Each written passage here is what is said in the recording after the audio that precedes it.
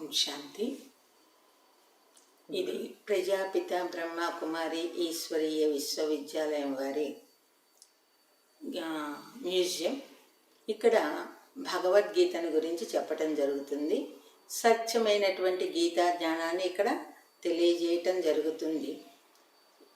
భగవద్గీత అని మనం అందరం అంటూ ఉంటాము. శ్రీమద్ భగవద్గీత అని మనం భగవద్గీతను గురించి చెప్తాము. శ్రీ అంటే శ్రేష్టమైన, మత్ అంటే సలహా, భగవద్గీత అంటే భగవంతుడు చెప్పినటువంటి మాటలు. భగవంతుడు చెప్పినటువంటి శ్రేష్టమైనటువంటి మాటలే శ్రీమద్ భగవద్గీత. అయితే మనము భగవంతుడిని గురించి మనం ఈరోజు తెలుసుకుంటున్నామంట. భగవద్గీతని తెలుసుకోబోయే ముందు మనము ముందుగా భగవంతుని గురించి తెలుసుకుందాం. మనందరికీ తెలుసు భగవంతుడు అంటే ఎవరు అని. మనకి ఎవ్వరికీ తెలియదు. మనం అందరూ భగవంతుళ్ళేనని మనం అనుకుంటూ వచ్చాము, కానీ అసలైన భగవంతుని గురించి మనకి తెలియదు అన్నమాట. భగవంతుడు అంటే ఒక్కడే ఉంటాడు. ఆయన జనన మరణాలకు అతీతుడు, సుఖ దుఃఖాలకు అతీతుడు, దుఃఖహర్త సుఖకర్త. ఆయనకి తల్లి తండ్రి ఎవరు లేరు. అదే భగవద్గీతలో చెప్తాడు, నేను అజన్మ అజోపి సన్నవ్యయాత్మ భూతానాం ఈశ్వరోపి సన్ ప్రకృతిం స్వానుదిష్టాయ సంభవామ్యాత్మ మాయయా అని భగవద్గీతలో మనకి చాలా చోట్ల అట్లా చెప్పటం జరుగుతుంది. నేను చావు పుట్టుకలు లేనటువంటి వాడను అని భగవంతుడు చెప్పాడు. ఆ యొక్క భగవంతుడి యొక్క గురించి మనం తెలుసుకున్నట్లయితే భగవద్గీత అనేది మనకి అర్థమవుతుంది అన్నమాట. భగవంతుడు ఏ శరీరధారి కూడా భగవంతుడు కావడానికి వీలు లేదు. భగవంతుడు అనేవాడు అతి సూక్ష్మమైన జ్యోతిర్బిందు స్వరూపుడు అనమాట. అతి సూక్ష్మమైన జ్యోతిర్బిందు స్వరూపము. ఈ యొక్క చిన్న బిందువుకు గుర్తుగానే మనము శివలింగాన్ని పెట్టి పూజ చేస్తున్నాము. ఆయన ఆకారం జ్యోతి ఆకారంలో ఉండటం కారణంగానే మొట్టమొదట మన పూజలో జ్యోతిని వెలిగించి తర్వాత పూజ చేస్తున్నాం అన్నమాట. ఈ విషయాలు కూడా మనకి తెలియదు. కాబట్టి భగవంతుని గురించి తెలుసుకునేటప్పుడు ఇంకొకటి కూడా, భగవంతుని సర్వవ్యాపి అని కూడా అంటాము.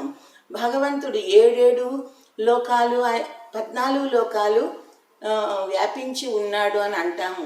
14 లోకాల్లో భగవంతుడు గనక వ్యాపించి గనక ఉన్నట్లయితే ఎక్కడో ఒక చోట మొదలుంటుంది, ఎక్కడో చోట చివర కూడా ఉంటుంది. కానీ ఒక అతి సూక్ష్మమైనటువంటి బిందువుని గనక మనం పెట్టి గనక చూసినట్లయితే దానికి అదే మొదలవుతుంది, అదే చివరవుతుంది. ఇదే భగవంతుడు సర్వవ్యాపి కాదు అనేది మనకి తెలుస్తుంది. చూడండి, భగవంతుడే గనక సర్వవ్యాపినే గనక అయినట్లయితే మనము పూజ చేసేటప్పుడు భగవంతుని ఆవాహన చేస్తున్నాము. మళ్ళీ తర్వాత యథాస్థానం ప్రవేశయామి అని అంటున్నాం. అంటే భగవంతుడికి ఒక స్థానం ఉన్నది అని మనం గ్రహిస్తున్నాం అన్నమాట. కాబట్టి భగవంతుడు సర్వవ్యాపి కాదు. ఆయనే గనక అందరిలోనూ గనుకున్నట్లయితే ప్రపంచం ఈ స్థితిలో ఉండాల్సిన అవసరమే ఉండేది కాదు. అయితే ఇక్కడ మనం గ్రహించవలసిన విషయం ఏంటంటే, భగవంతుడు యొక్క దివ్య గుణాలు ఏవైతే ఉన్నాయో ఆయన గుణ సంపన్నుడు కదా. దివ్య గుణములనేది శాంతి సాగరుడు, ఆనంద సాగరుడు, ప్రేమ సాగరుడు, సుఖ సాగరుడు, దుఃఖహర్త సుఖకర్త, సర్వసుఖ ప్రదాత, సద్గతిదాత అయినటువంటి ఆ తండ్రి యొక్క గుణాలు ప్రతి మానవుల్లోనూ కూడా కొద్దో గొప్ప ఎంతో కొంత ఉంటాయి. దైవీ గుణాలు ఎక్కువ ఉన్న వాళ్ళని దేవతలు అంటారు, చెడు గుణాలు ఎక్కువ ఉన్న వాళ్ళని రాక్షసులు అంటామే. కానీ రాక్షసులు దేవతలు అనేవాళ్ళు వేరేగా లేరు. అందుకని మన పురాణాల్లో దేవతల్ని వేరుగా, దేవతలు రాక్షసులు ఒకే తండ్రి బిడ్డలుగా చూపించటం జరుగుతుందన్నమాట. అయితే భగవంతుడు గీతా జ్ఞానదాత. భగవంతుడి యొక్క రూపం తెలుసుకున్నాము. ఆయన సూక్ష్మాతి సూక్ష్మమైన జ్యోతిర్బిందు స్వరూపమని. ఆయన పేరు శివ. శివ అంటే కళ్యాణకారి అని అర్థం. అంటే అందరికీ శుభాన్ని కలిగించేటటువంటి వాడు భగవంతుడు. అందుకని ఆయన్ని కళ్యాణకారి అని అంటాము. అందుకని మనకి ఏదైనా కష్టం నష్టం జరిగితే శివాలయానికి వెళ్ళి పూజలేవి చేస్తుంటాం. భగవంతుడు సర్వవ్యాపి కాదు అని తెలుసుకున్నాం. అదైతే భగవంతుడు ఎక్కడున్నాడు ఇన్నాళ్ళ నుంచి అని మనకి అనుమానం అయితే వస్తుంది కదా. అదే భగవద్గీతలో భగవంతుడి యొక్క అడ్రస్ చెప్తారు. న తద్భాసయతి సూర్యో న శశాంకో న పావక యద్గత్వాను వర్తంతే తద్ధామం పరమం మమ అని భగవద్గీతలో మనకి ఈ శ్లోకం ఉన్నది. 15వ అధ్యాయం 6వ శ్లోకం. దీంట్లో భగవంతుడు ఎక్కడున్నాడంటే సూర్య చంద్రుల యొక్క ప్రకాశం లేని చోట స్వయం ప్రకాశకమై ఆయన పరంధామంలో ఉన్నాడు. అంటే సూర్య చంద్ర నక్షత్ర మండలాలను దాటి సూక్ష్మలోకాన్ని కూడా దాటి ఉన్నటువంటి స్వయం ప్రకాశమైన బంగారు వర్ణము కలిగినటువంటి దాంట్లో పరమాత్మ ఉన్నాడు. ఆత్మ రూపంలో ఉన్నప్పుడు మనము కూడా భగవంతుడికి దగ్గరగానే ఉండేవాళ్ళము. అది మళ్ళీ ఆత్మ పాఠంలో చెప్పుకుందాం. అయితే ఇప్పుడు మనం అనుకుంటూ ఉన్నాము భగవంతుడు ఇప్పుడు వచ్చాడు అని చెప్తున్నాం అన్నమాట. భగవంతుడు ఇప్పుడు ఈ భూమి మీదకి వచ్చి సత్య గీతా జ్ఞానాన్ని సహజ రాజయోగాన్ని నేర్పిస్తున్నారు. అందుకనే భగవద్గీతలో చెప్తారు, నమే విదుస్తుర్గణాః ప్రభవోన్న మహర్షయః అహమాదర్హి దేవానాం మహర్షీనాంచ సర్వసః అని.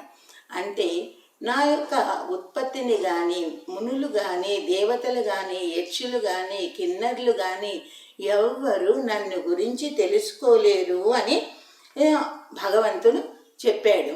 అయితే భగవద్గీతలో చెప్పబడి ఉన్నది.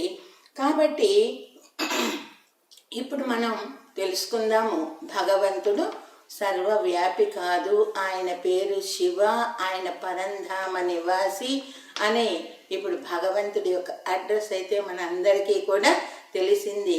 ఆయన యొక్క కర్తవ్యం గీతా జ్ఞానాన్ని వినిపించి మనల్ని నరు నుండి నారాయణుడిగా, నారి నుండి శ్రీ మహాలక్ష్మిగా తయారు చేస్తున్నారు.